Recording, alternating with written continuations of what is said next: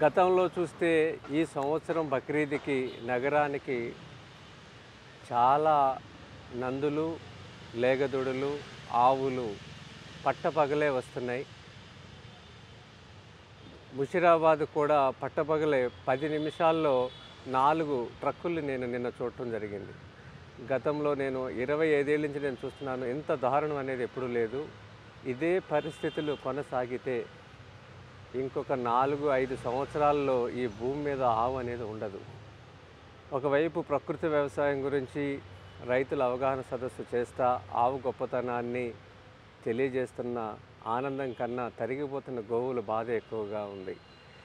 గ్రామాల నుంచి పట్టణాల ద్వారా నగరాలకు వస్తున్న ఆవులని హిందూ ధర్మంలో ఉన్న వాళ్ళందరూ రోడ్డు మీద నిలబడి ఆపాల్సిన సమయం వచ్చింది.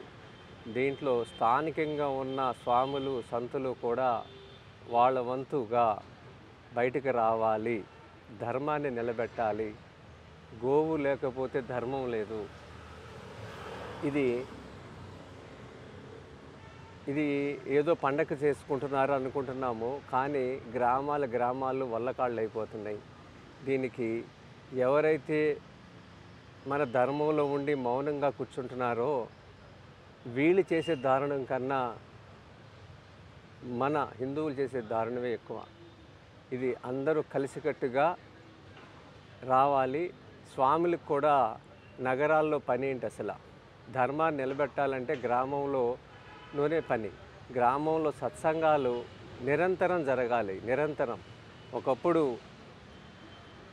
హిందూ ధర్మం అనేది స్తబ్దతగా పోయినప్పుడు ఆది శంకరాచార్యుల వారు దేశం మొత్తం తిరిగి ధర్మాన్ని నిలబెట్టారు. అదే స్వాములు ఇది సరైన సమయం, ఇప్పుడు కానీ ఈ నిర్ణయం తీసుకోకపోతే ఇంకా భవిష్యత్తులో గోవు అనేది కనపడదు. చాలా ఆందోళన, ఆవేదన చెందుతున్నాము. ఒక పక్కన తిరుపతి స్వామివారికి నైవేద్యం ఇస్తున్నామన్న ఆనందం కన్నా ఈ తరిగిపోతున్న గో సంపత్తు చాలా బాధగా ఉంది. ప్రతి గో ఆధారిత రైతులు వాళ్ళంతటా వాళ్ళు రోడ్ల మీదకి వచ్చి స్థానికంగా ఉన్న స్వాములని కలుపుకొని అక్కడే ఇట్లా కట్టడి చేయాలనేది నా మనవి. జై గోమాత.